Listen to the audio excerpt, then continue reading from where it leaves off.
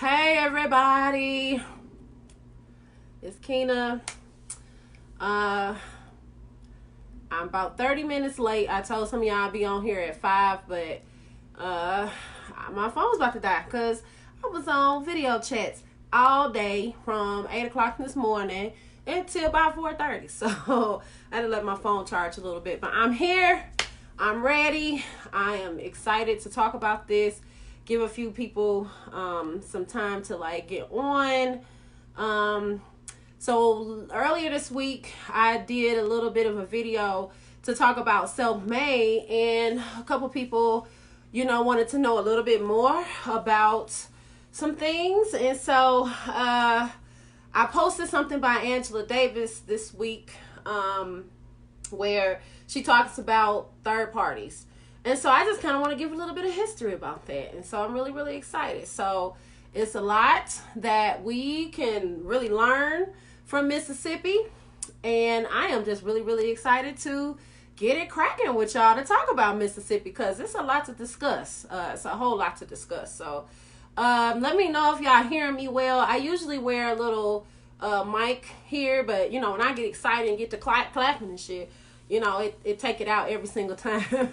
So I went on ahead and went to my other microphone. And so I'm hoping that this will make it a little bit more even.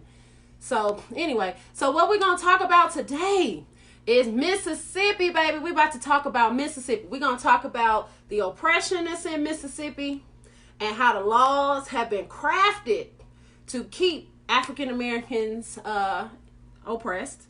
And then we're going to talk about what African Americans have done to break that oppression.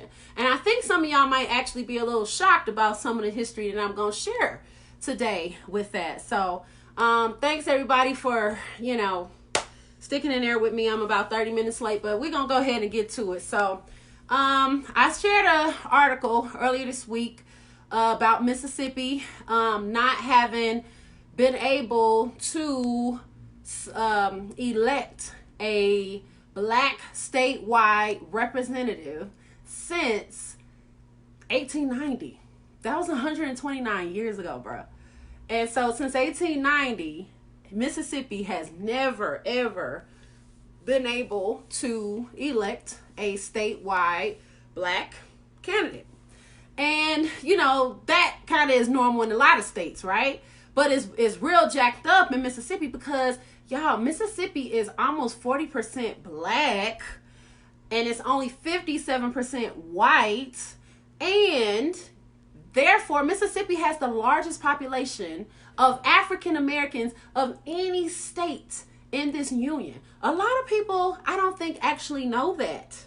But with them having almost 40%, of African Americans in the state, they have the largest concentration in this whole country. But blacks have not been able to elect an official statewide since 1890. And there's a reason for that. And I just want to talk a little bit about that. No, I have not watched Juice Midnight. We said Spike Lee. We did not say I was going to watch Juice. Now, we're going to have to talk about that. But I digress. Because people be trying to take my black card, but I'm getting ready to earn that motherfucker tonight. Now, let me explain a couple of things. Because we got a lot to learn about Mississippi. A lot to learn from Mississippi. Because even though they have really, really crafted the laws so cheeky to be able to keep people oppressed, they were also the first state and the only state to challenge the Democratic Party and develop its own third party in 1964. And we would not have the Voters' Right Act of 1965 if it was not for Mississippi. And I don't think people actually know that. And they did it through, it wasn't quite a third party, but it was a subsidiary of the Democratic Party. And so we're going to talk about that. So I want to start this conversation off by just telling y'all that I lived in Mississippi for 4 full years. I lived in Mississippi, but I taught in Memphis for a while. And I also consulted in several schools, middle schools and high schools in Mississippi, in Tupelo and in Aberdeen, Mississippi. And I used to have to drive all the way from Memphis or drive away all the way from Nashville to get all the way down to Tupelo and Aberdeen. And that just really informed my life, living in Mississippi and also consulting there. Mississippi is, y'all, Mississippi fucked up. Like, Mississippians are not, they don't play about their racism. It is really not a game. It is not a joke. They are so serious with that shit. And at the end of the day, y'all, both sides of my family are from Mississippi. My grandmother's from Gulfport, Mississippi. And my grandmother, who's getting ready to turn 101 this weekend, she is also from Mississippi. And they, because of some racism, was pushed out of Mississippi and moved to Orange Mound in Memphis. So both of my sides of the family come from Mississippi. And I remember when I told my grandmother in 2010 that I was moving in Mississippi, she was like, why are you doing that? Like, why are you moving to Mississippi, girl? What's down there? Like, I don't know. Like, she was so uneasy about me moving to Mississippi, y'all. But after I lived there for a long time and raised some kids there, I really understand, you know, exactly why she had that uneasiness. Mississippi is so serious about its racism, y'all. Now, first of all, the flag. I already know y'all know what the flag looks like. You know, for you to ask children to pledge allegiance to a flag with the Confederate battle flag on there is already kind of, you know, showing you right there that they got all the nerve in the world to tell you, you know, you gon' pledge allegiance to our flag every single day when you come to school. I mean, if that just doesn't give you the intimidation and oppression that, you know what I'm saying, they all about, like, I don't know what else is, because they ask children to pledge allegiance every single day to a flag that has the Confederate flag on it. Like, that's number one. Number two, I used to struggle with allowing my son to be out of school for MLK Day, because y'all know Memphis is where Martin Luther King was killed, and so we would go down there and march on those days. But y'all, MLK Day is not just MLK Day in Mississippi. MLK Day is / Robert E. Lee Day as well. Y'all, that used to piss me off. So I'm like, so for us to celebrate Martin Luther King's Day, we have to also celebrate Robert E. Lee? What? And that was for real, y'all. Like, for real, y'all. Like, that's the holiday. It's King / Lee holiday. And that's what kids would get off of school for. It was so messed up, y'all. It was always so messed up. And that's a law. The MLK and Robert E. Lee Day are the same day. And you also just see the flag everywhere.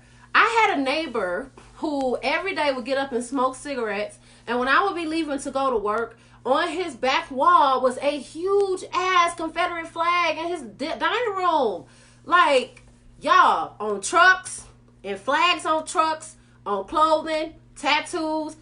Like, the Confederate flag is everywhere in Mississippi. And it was just all new to me. And it was just something that we just used to see all the time, y'all. It used to just be out of control to me. But I think the biggest thing that really, really showed me, like, what oppression and why oppression kind of continues to be that way is the school system. So when I started consulting in Aberdeen and Tupelo, I had an African-American assistant principal who brought me into the school. He said, Keena, there is one teacher that I need you to go observe. He is a history teacher. I need you to go observe him.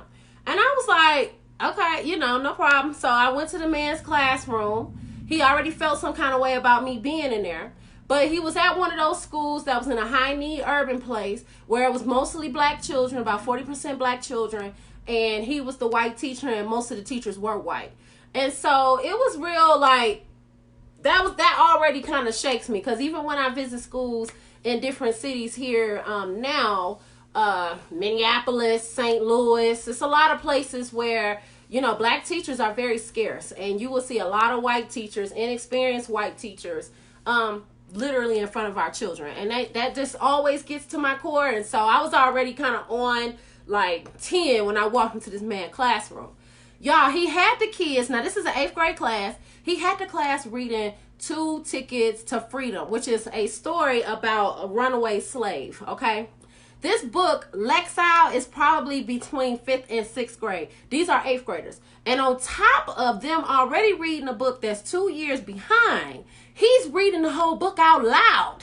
He reading the book out loud to 8th graders. Now, baby, we got to stop reading out loud to these kids in like 6th, 7th grade. They have to read independently to be able to build their ability to read silently and to also analyze. Well, no, he took that from the children. He read that 6th, 7th grade book, 5th or 6th grade book rather, in front of these 8th graders. So I'm already pissed the fuck off because I'm just like, so he reading this book that's 2 years below grade level out loud to these children. So I'm already upset. Y'all, the questions that this white man asked the children about this book, just, y'all, I couldn't even be professional. Now I'm getting paid a consulting, contract, so I gotta be professional. But y'all, it was so hard for me to keep that shit together. Y'all, he asked the children. Now, mind you, they reading the story about a runaway slave. The beginning of the story talks about, what slavery was like and why they wanted to run away. This man straight up asked the children, so let's write a timeline of what the slave's day was like. So the kids in them here writing a timeline of what the slave's day was like. Then he said, okay, based off of the timeline, which one of these activities do you think you would actually like as a slave? So, man, you gonna ask these children to stand in the perspective of some slaves in 2015, bro? Oh, my God. Y'all, I had to get up. I was getting ready to tear that whole damn classroom up behind that. But people don't be understanding. So not only did the kids not do any work because they didn't read silently, they're getting read to out loud with a book that's 2 grade levels below. Then he also is going to ask them to get in the perspective of a slave in 2015. And this is a class of black children in front of a white man. Y'all, that is what Mississippi is like to me.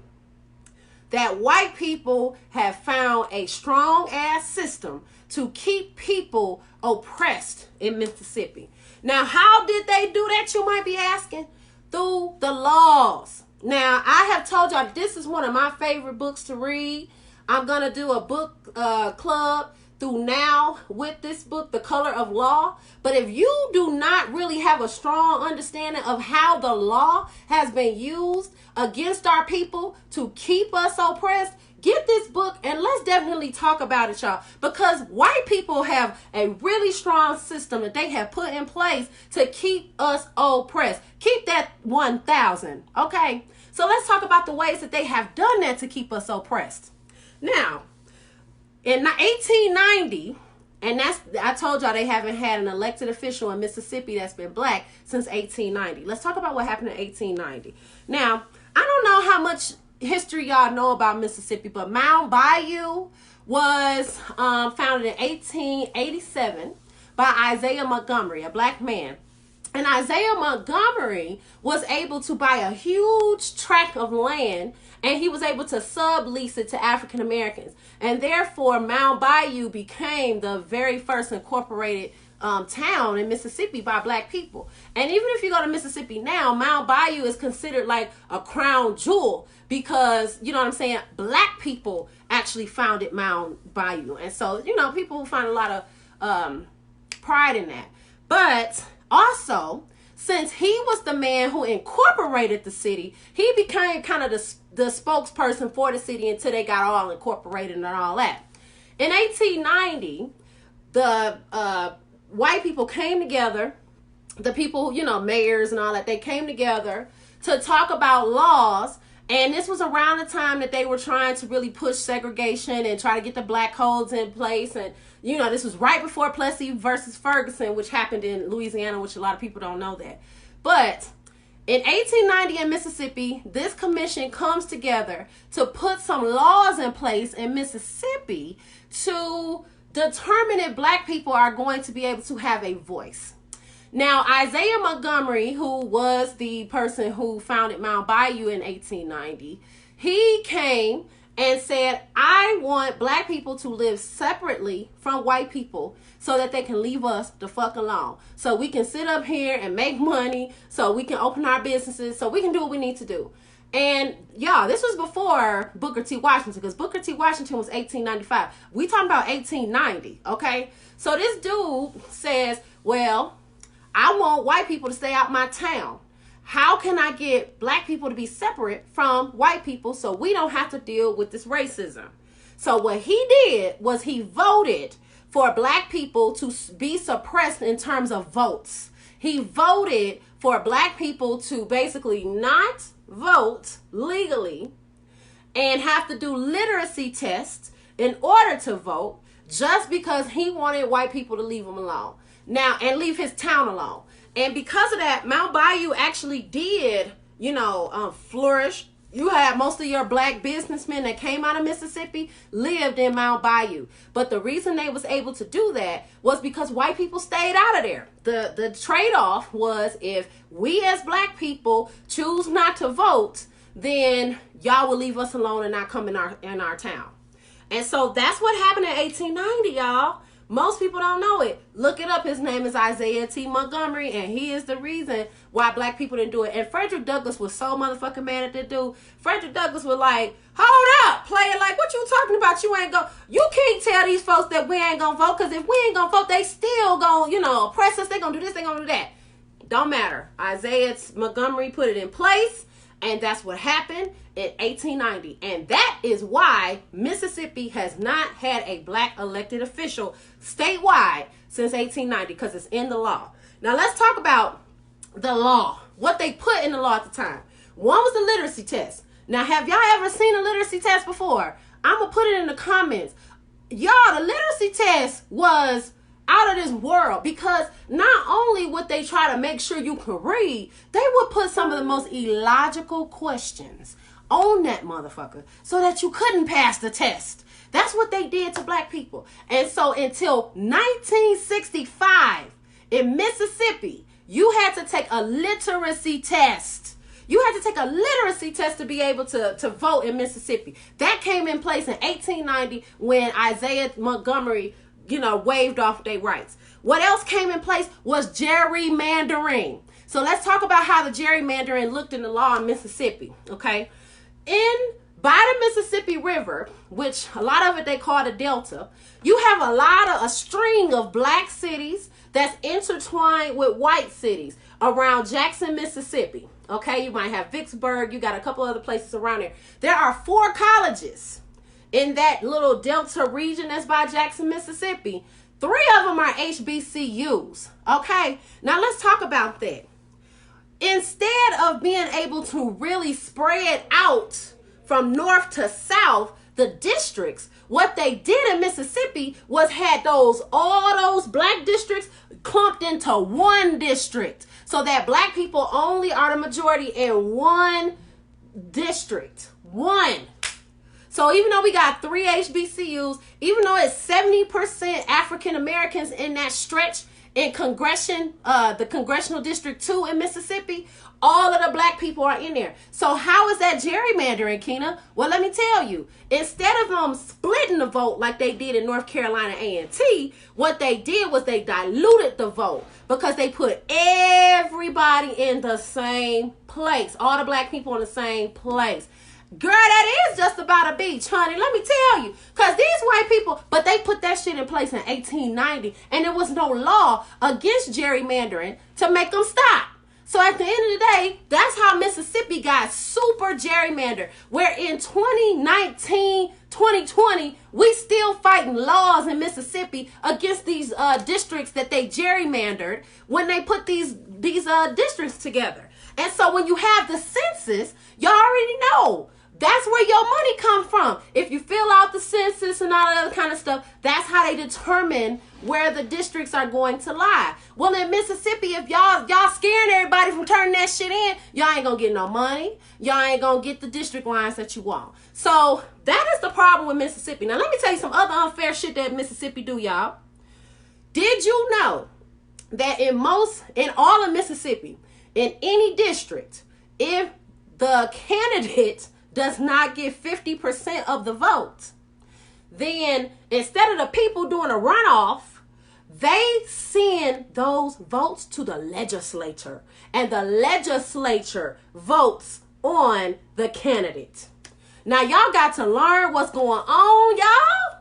That's a law in Mississippi to this day still, that if a candidate does not get more than 50%, instead of it being a runoff, it goes to the legislature, and then they choose who the winner is going to be. And under almost all circumstances, that shit turns white. Now and in 2019, Eric Holder, yes, I'm freaking serious, baby. Look it up. Look it up. There is a legislative law that if you are a candidate and you don't get more than 50% of the majority, that they can send it to the legislature. Now, how does that play in with gerrymandering? It turns into gerrymandering because if I can get enough white people to cause a majority to not happen, the legislature is going to pick who the winner is anyway. And that's how black people are able to get out of that. Now, let me tell you something. Eric Holder, who used to be our district attorney with Obama, he is supporting 4 candidates right now from Mississippi who are challenging that law right now. And so we need to thank Eric Holder, because in many cases, like, he is really taking to task a lot of these state laws that's really trying to oppress us. I mean, that is the most unfair and most oppressive law I've ever seen in my life. But let me keep going, y'all, because it get worse.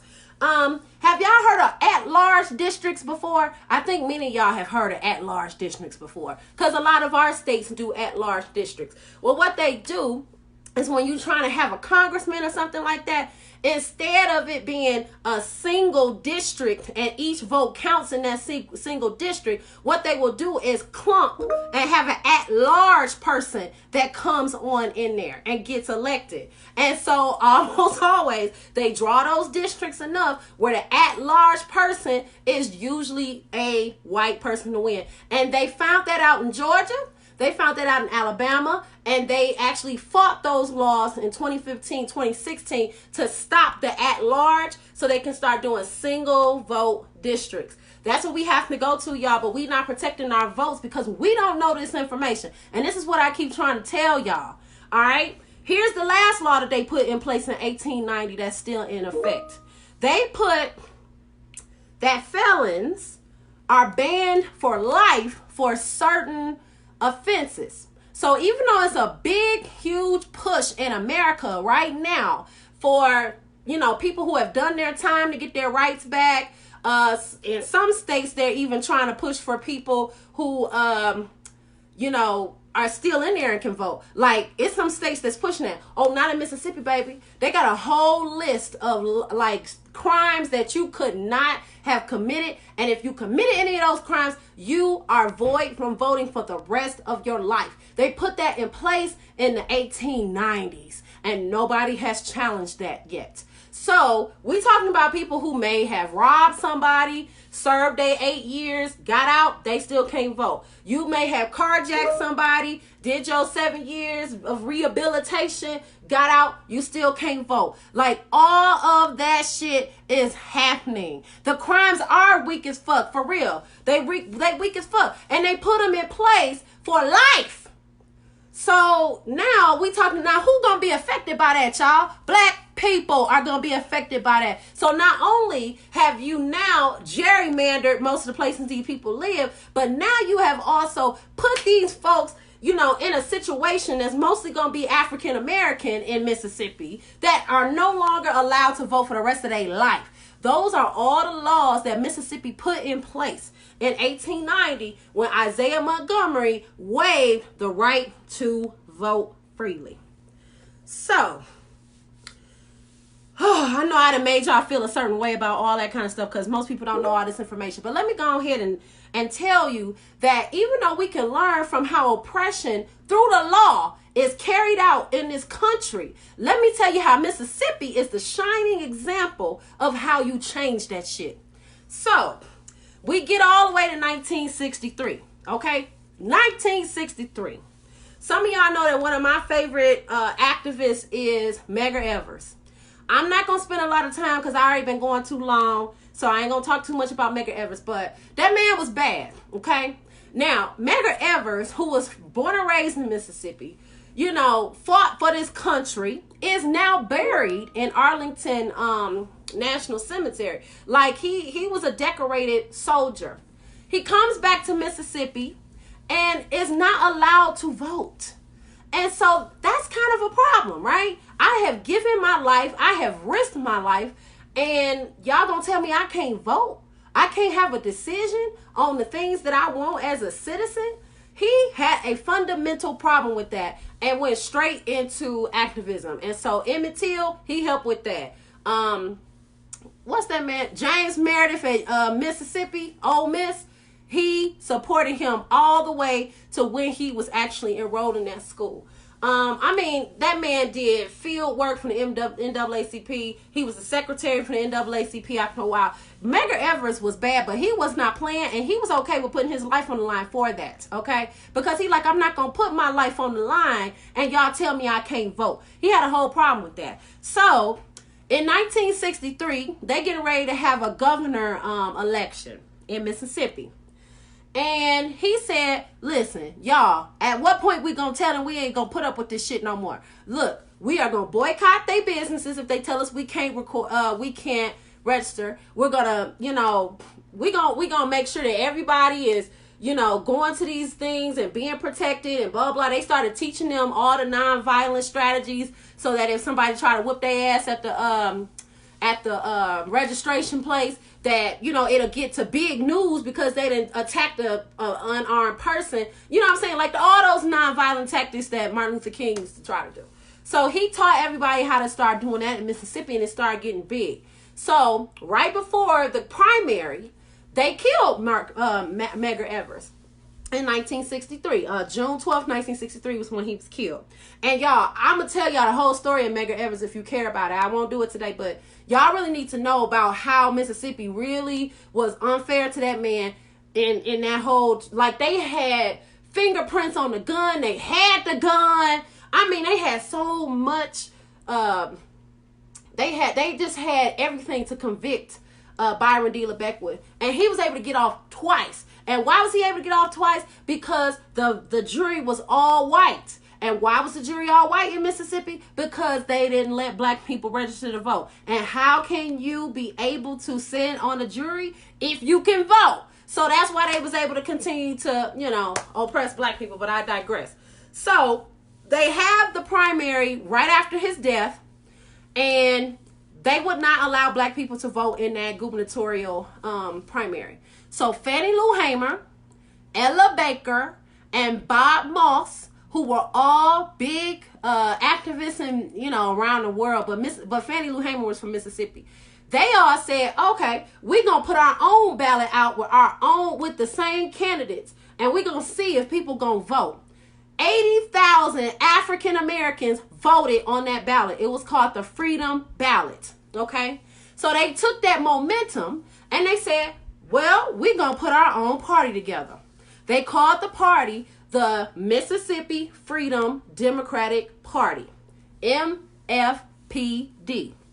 They then built up for that whole year, where they ended up getting almost close to 100,000 African Americans and whites to sign up for this third party that was against the Democratic Party.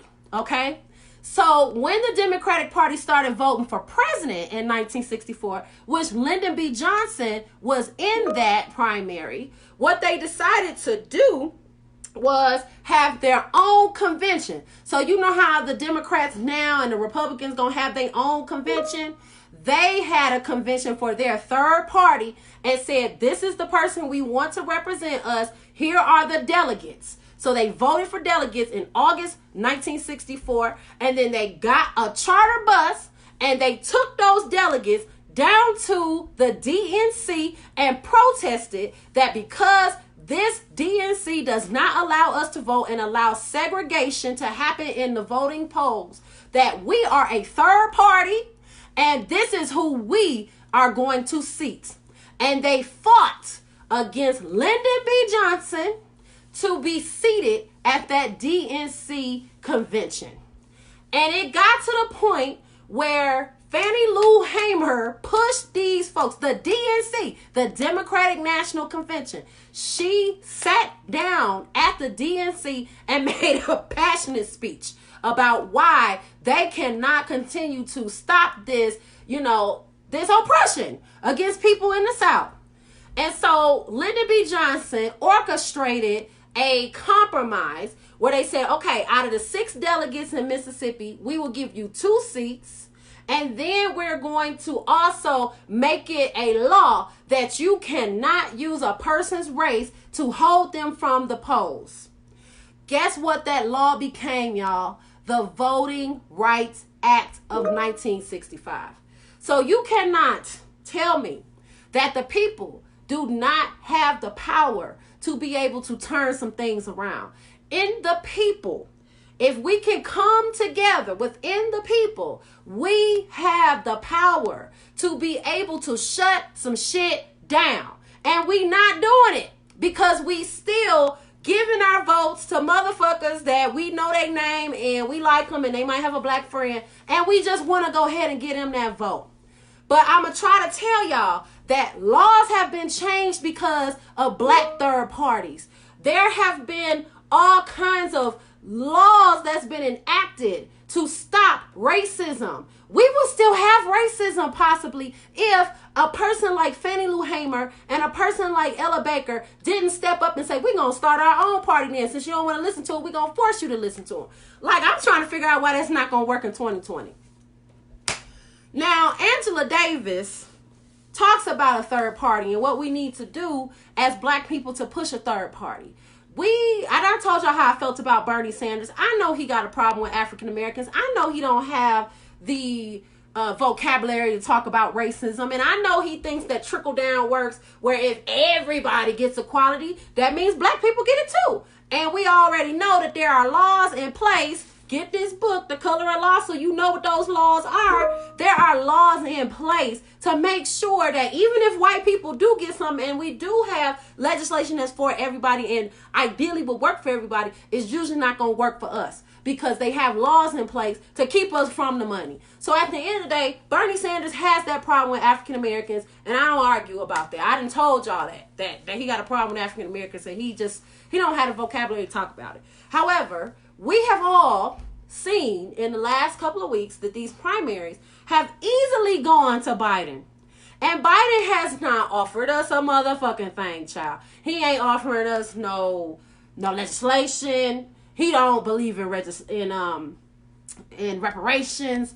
Like, Biden don't believe in any of that. But the black people in the South been handing this motherfucker the damn, nomination. And I don't care who you vote for who you believe in. I don't understand how you can believe in somebody with dementia, but that is your personal decision. However, this is what I will say. At the end of the day, we are not even asking Biden for anything to push our country forward. That's right, Christopher. There are no student loan promises. There is no black business promises. There is no teacher incentives.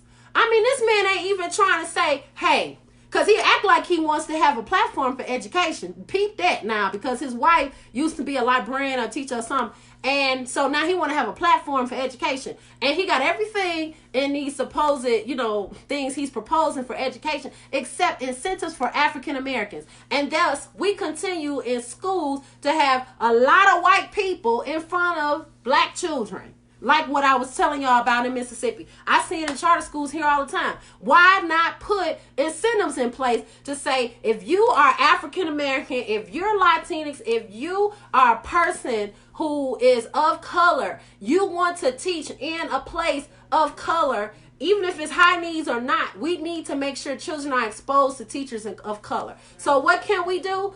You teach for 5 years, we wipe out all your student loans. Why wouldn't you come up with an initiative for that? Because now you're going to replenish the dwindling educational force, but then you're also going to be able to give people wealth, and he's not even trying to do it, but people giving them the vote. I just think that's absurd. And for people to continue to say that a third party won't work, third party don't do this, third party you wasting your vote, If you ever got an opportunity to talk to Fannie Lou Hamer, she'll tell you that you a goddamn lie. Because at the end of the day, she was the person who came and made that shit rock. Where we now can vote anywhere in this motherfucking country. They can't hold us. They can't suppress that vote from us anymore. Because of her efforts to have a third party to force the law. And y'all don't know about that because they don't teach that in them history classes. Now, I've been telling y'all that for the last 2 weeks, that's my number one problem, that we don't teach African-American excellence in history in our classrooms. So we don't know about what Fannie Lou Hamer actually was able to do. But before you say a third party didn't work, please understand that she will show you that you a lie. Now, I'm not going to talk about this right now because I need to wrap this up. But I want to also say to y'all as we continue to talk through our feelings about Biden being the one, I feel like we lock arms together. I don't care what we call this motherfucker. I don't care. But we need to start talking about specific demands on what we need from him. Because if we going to support him in 2020, then especially since he got dementia, because y'all want me to sit up here and act like I got a blind eye to that shit. And I done told y'all several times that I do not. But if you want me to have a blind eye to it, I feel like he got to put some on the motherfucking table for me. I don't care what y'all say. That is how I feel. And at the end of the day, and Angela Davis backed me up. So if you haven't seen that video, go on my page. I'll put the link in the comments. But baby, Angela Davis didn't say it too. We need a third party to start forcing some things. Because if we don't force some things, y'all ask why 1890 was when Mississippi put these goddamn laws in place. And in 2020, we still, now how many years is that? Because I'm not that good at math. But I know that's at least 130 years. I think that's 130 years, I think. 1890 to 2020, I think that's 130 years. In 130 years, we haven't changed the laws like that, where they can still gerrymander Mississippi, where they can still dilute the black vote, where they can still have a 50% majority, and instead of the people deciding who the person gonna be, that instead of a runoff, they have the legislator choose who gonna be the person. Come on. All that's been in place for 130 years.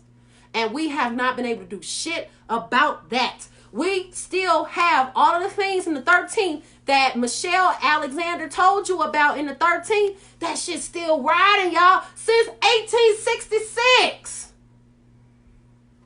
Like, when are we gonna really stand up and tell folks that our votes ain't just for play, but we really just trying to really, you know what I'm saying, push these motherfuckers out?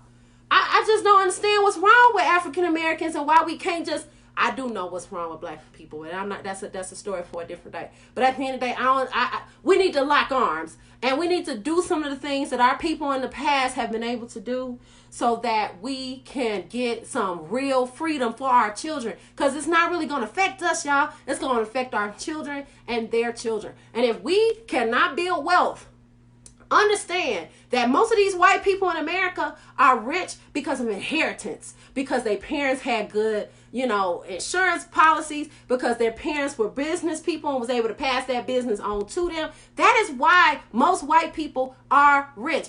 60% of wealth is built through inheritance. We're not going to be able to build inheritance for our children because we paying student loans off and can't afford, insurance policies and things like that. So if we're not going to fight for that kind of stuff, our children's children are going to be affected.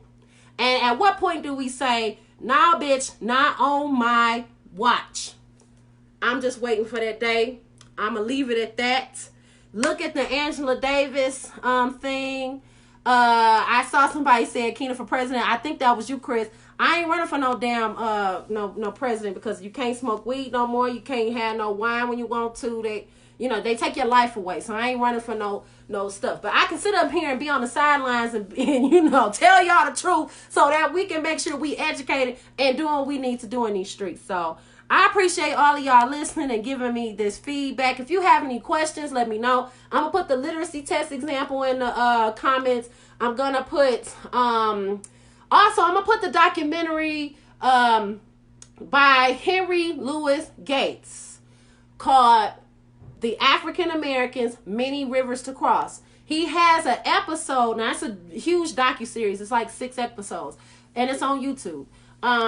If you want to learn more about Isaiah Montgomery and how he fucked Mississippi up and had them, stuck in these really bad laws that's still affecting them, he talked all about Isaiah Montgomery in that documentary. So definitely look at it. It's called The African Americans, Many Rivers to Cross by Henry Louis Gates. So I'll put that on there. I will also give you the link to this, because if you want to read this book with me and we really learn the different laws they have put in place in so many different ways, not just education, not just politics, but also economically, they have put so many laws in place to disenfranchise us, and we do not know about those laws. If you want to learn these laws together, I'm doing a book study on the color of law, starting at the end of April. So definitely check that out, y'all. But let's educate ourselves and let's continue to learn together. If it's something that y'all want me to talk about next week, let me know what those topics are, and I'm going to really try to stay consistent and do Tuesdays and Thursdays at 5:30. Jocelyn, I love you too, sister, and I appreciate you always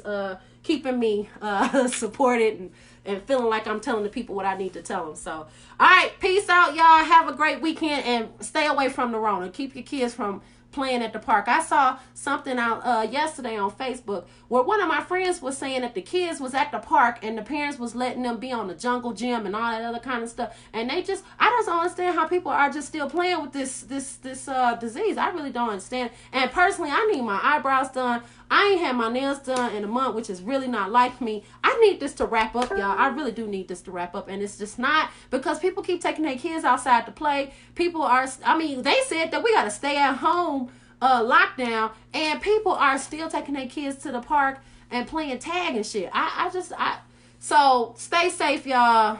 Keep your head up. I really, really am praying for everybody that's my friend, that's on my friends list, that I'm just praying for all of us, because it's getting really rough, and I just really hope that y'all keeping your head up. But let me know what y'all want me to talk about next week. Love y'all.